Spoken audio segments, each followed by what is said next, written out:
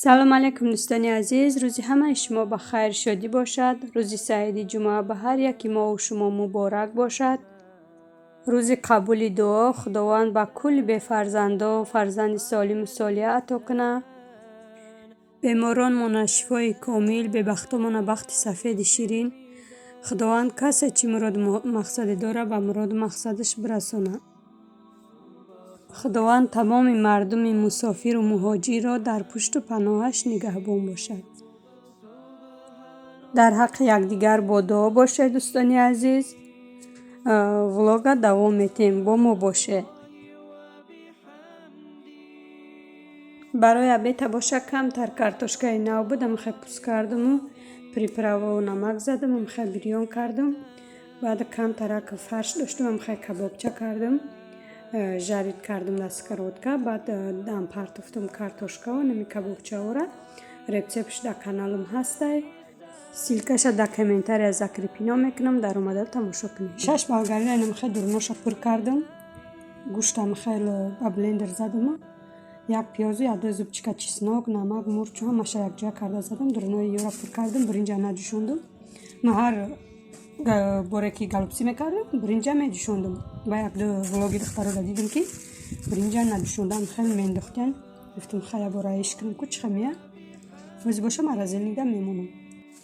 як пакети дигаша боша мехел барои самбуса мекунам. гуфтам майда карда реза кардам. самбусаи мантоя мекунам. гӯшт ҳастай о майда накарда барои шӯрбо ош меша гуфта. ёша мехел гуфтам як бор самбусаи ба гӯшти гов кунам ку чиқа мея. камтар дигаша мехай калонтар реза кардам.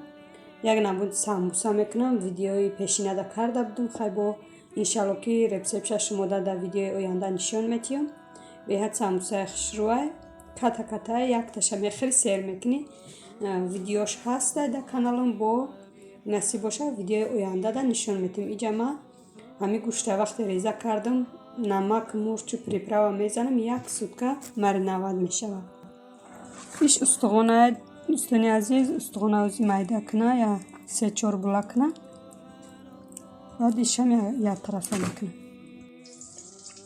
баклаҷон бирён кадестам саҳар кати. намехел тунук буридаму. намаку мурча мехай пошидамша. баъд дона тухм дар корай. тухмама приправа задаму намак. баъд камтар орд. ини мехай бирён кадестам. аввал дар орд тар мекунем. мехай ҳама ҷоша орд мекунему. баъд дар тухм тар карда бирён мекунем. ҳар ду тарафша. мехай ҳамаша бирён карда гирифтам.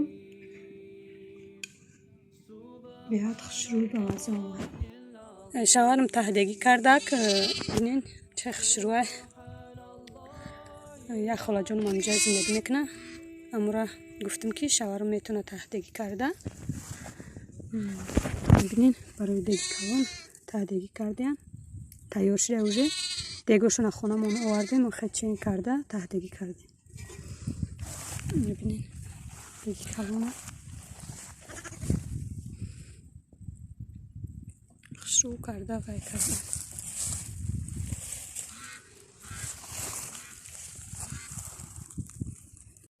салом алейкум дӯстони азиз, рӯзи ҳамаи шумо ба хайр шодӣ бошад. соат ози мо дар 5 саҳарай. рости баъди намози бомдода хондан хона рафтам. хазим гуфтам ай қафоями уборка кунӣ шавам. рӯзона кӯдакам ки хаб намекунам, мехоҳам ки ҳози то соатҳои ҳами 7-7:30 уборка кунам. дуюм этажа, якум этажа. мехай умывальникора средства рехтам, ози нашуштамшон. баъд иҷара душавоя мехай средства рехтам, ози ҳамаша вай мекунам. ов рехта мешум. калдороям қаҷазир нестай. нав 5 рӯз 6 рӯз шид полоша шакидана. хай духтара омада рафта будан. полоирам як бор мешум, тоза мекунам. мусурка надорам. мусуркаош уқан нестай. дидам буромадам комнатора. иҷора боша аввал мерум, баъд мешакам. хай қоғ меша места. уқан мусуркаи надора. بعد شستن خیلی با لطکت قاق میکنه تا که داغ نزنه. برای که همی وقتی تازه میکنی آقا که بیزه با داغ میزنه.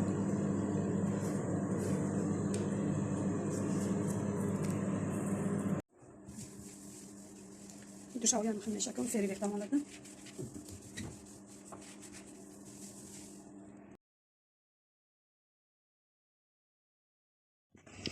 ساعت هم 7 شد، قریب уборка کرده شدم. تریتوری را ببینین. هوا با گیراندگی. پایان اسبی سفید. باید اسبی زرد چرده استن. خیلی. به حد بر سلطنک خشرو بارون باریده تا سحر باریدگی به فکرم. زمین حاضرم تره. خاچای درگی سفیدی کدیسه اونم داری نموده میبرویه. ای تختا اوسو. به حد بسیاره. خواستم یک دو سوال دا جواب تیم. یاد کامنتاری شد که ایجا چه کارخانه دوستان عزیز در جایی که ما زندگی میکنیم خونه و در خدمت نیسته. مثال کارخانه نمی کارخانه شوهرم اینجا کار میکنه و این خونه ده اینجا پیش خونه های اینجا بگیم کارخانه و اسباب و سوال شد که کامنتاری نوشتن که این قدر اسب شما چیکار میکنین؟ این اسبا ایمان نیست دوستان عزیز. ما در کارخانه کار میکنیم. شوهرم کارخانه دا کار میکنن. من نمی خونه دا уборка میکنم و رفت چی خونه همی خزین ما نبگیم ما زندگی میکنیم وای کاردار نیست که شما چیکار میکنین نمیکنین. همین خونه و در میرم من تازه میکنم уборка میکنم و 3 وقت بچه دا اوقات میکنم. ای روی همین من اویلیگ میگیرم. این همی خیلی دوستان عزیز اسبا را باشه نگاه میکنن. مثال 3 وقت اوقات میتین و پیش سوار شدن نمیمونن. این اسبا را خزین ما نمیمونن. میگه چخلی که آدمی زاد زندگی میکنه باید حیوان هم خیلی زندگی کنه. چخلی که گفتم اینجا کارخانه دوستانی عزیز همه کارخانه و خانه در اختیاری ماه. صاحب خانه خودش نیسته. دخترای همجا کار میکنن. یه هفته در 2 بار 3 بار گرزه میشه 1 بار هم خیلی میانه مسکو. انا میخوای پالاش هم ششک کدم شیدم دخترا نصیب باشه وای میکنم. یک آب چای میمونم یک گون بچه ها در زفترک تیار میکنم. بعد خاک شید بعد اومده همشه میرون. اول گفتم که уборка میکنم. مثال میرون با وای میکنم پالاشا میشکم که سراونا با هر مسور بر آمدن میگیره. گفتم بیا خوبش که مسور کش بسیار نیست. اول تازه کنم من پالاشا با همشه برون.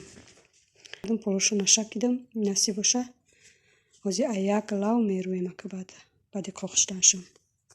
ترزای سنترال نیره پول نیکو شده موندم که شمال بزنه در او کاخ شده. اونا ترزای دویم ایتاج هویه تا ای کار اومدن ما کاخ شده. پالوش اومده به هم مرا وای میکنم میروم. هوا با گیرانده وای رفتستم. کنوشنی уборка رفتستم. پالتین سورا شده بودم. دوتا ای وای ای حجت خانه را همه را برام یه بار уборка کنم. با نصیب کردگی باشه با خانه میام. او سو وقت شد وای کنم دروم یک گونگر گیری بیچینم برامده باشه برای سالیانی کردن. بیرون شما که من در بعد یادم میزنه بسیار بیرون کرده خودم. چند بار شد بیرون کردستیم برای سالیانی کردن. میده چوش چیندن در کار خیلی افتم میچینم. اونجا میرم یک تا جای چای خرکی دخترای ایو یک تا وترینر همه را уборка میکنن. او سال همجا دم که بسیار میبرامه دیگه از چای میده جای از چای میده ده. این سال او که نیسته دیگر جا دسته دیگه ده کمی بد.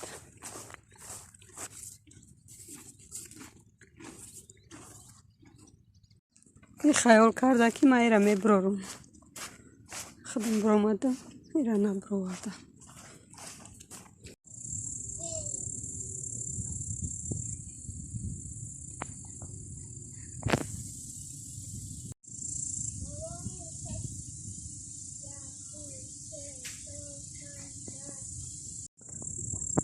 اینم اولا هم اومدن.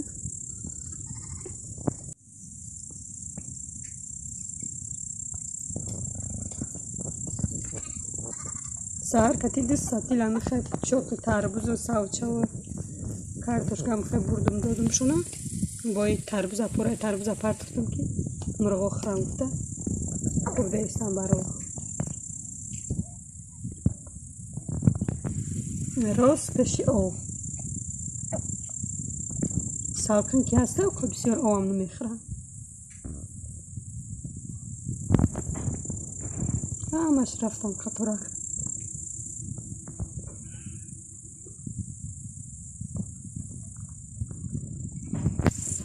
هزار رحمت دوستان عزیز، اپا و خواهرای مهربان برای قدر سخنهای نکتان. از همه شما میندار هستم که ما را دستگیری میکنین.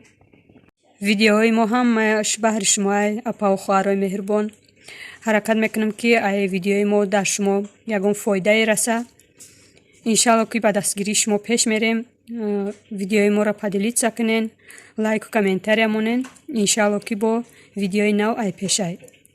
هزار رحمت خداوند به هر یکی شما دوستان عزیز. تا ویدیوی آینده خداوند یار مددگار هر یکی ما و شما باشد. خیر دوستان عزیز.